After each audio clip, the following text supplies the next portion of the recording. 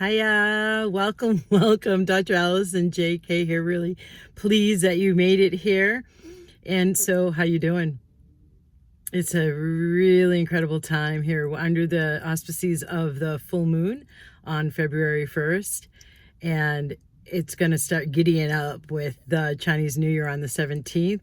That is also coming with the solar eclipse, ushering in the year of the fire horse. And I know things can seem really intense and like just out there as far as the world order, the geopolitical situation, and the economy, and all the stuff that you could name that just seems like it's in chaos. I just want to remind you it's the chaos of creation. Yeah, the old paradigm has collapsed, the new one isn't here yet. And what are you feeling? Called to create. What are you ignoring? The nudges that you're hearing, or the little inspirational upsurges of energy around creating something and doing something different. There's also quite a bounty, it seems like, of emotional purging, tenderness too, under this full moon's energetics. And it feels like it's to help us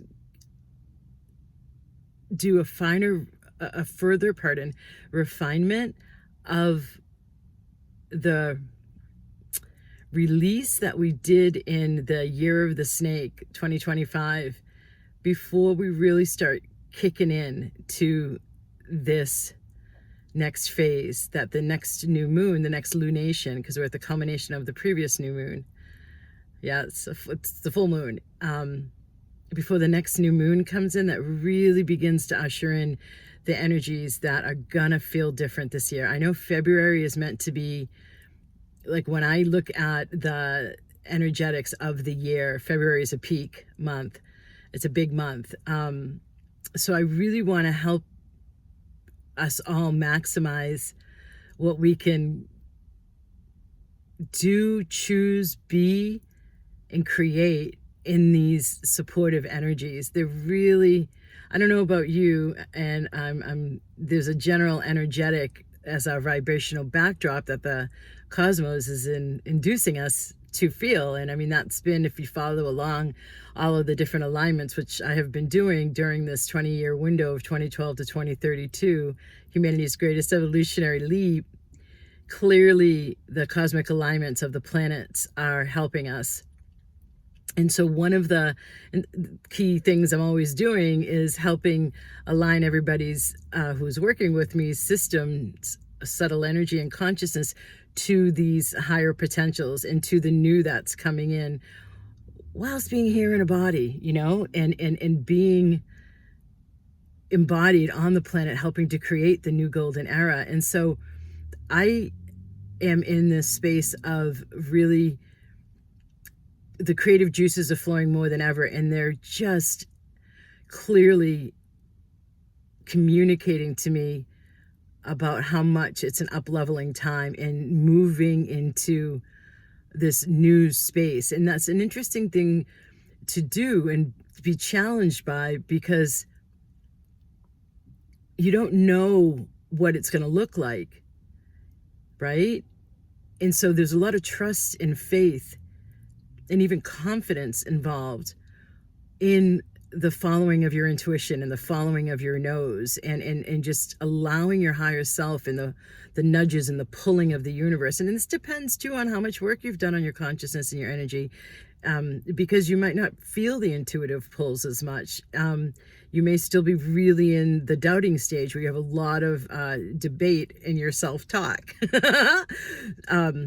But I'm letting you guys in on what it's like for me, because it's kind of a goalpost, I know, for the people who are working with me, to be able to be in that creative flow where you are genuinely creating your life to be the best life ever from your higher self and co-creating with the divine. And so there's been, for me, a lot of yielding to, and this is not new, but it's at an increased intensity right now. Okay, yielding to the guidance that is making itself very, very clear to me about how much up leveling is happening right now, to set me and my mission and business up for service in the new energies. And so I say this all because I just want you to have these awarenesses, obviously. And this is different for me to be sharing with you what it feels like to be me instead of like that teacher. And it feels good. And I hope it feels good for you too. So for a coaching moment, the more that you can choose the new, that takes you beyond your previous habituation to the old version of you, the more you're going to be rewarded with synchronicities, increased new possibilities to build that new life that is more aligned with your heart's desires and what your higher self sees for you. There is more capacity now, it feels like, than ever before to reach a higher potential. And again, it depends on where you are in your path, on the trajectory of the spiritual path. But there is just no, I'm gonna say this, and I know it's a bold statement, and I don't normally talk like this. I'm doing it anyway. There is just no reason for you to feel stuck. There is no reason for you to feel like it's your responsibility to take on the weight of all that's happening in the world and weigh yourself down with the frustration, the hurt, the anger, the resentment at the lack of what seems in many corners of justice, of fairness, because, you know, it's the truth meant to be rising to the surface where there's been abuses of power, as the power is returned more to the collective and to the people. It's a part of the crumbling of the old paradigm. And the alignment that we just went into with 2 different planets 3 days ago is here until 2039. And the last time we had this alignment, there was the women's suffrage movement, there was the abolitionist movement, and there was the American Civil War. So you could go hyperbolic with that. You could go, oh my God, that means we're probably going to end up with blah, blah, blah. And then, you know, really fly off in your fantasy world of all the chaos and be taken there. Or you can realize that it's intense and yet also really auspicious. And it doesn't have the same other accompanying alignments. This is meant to be, I don't want to say smoother because it depends on collective choices, but the more that we each can be embodied in with this sense of trust and faith, and not just yielding to our higher selves, but also a commitment within our own solar plexus chakra and our own self-talk to rise and evolve beyond the previous levels, especially where we have habitual storylines that keep us small or choosing less.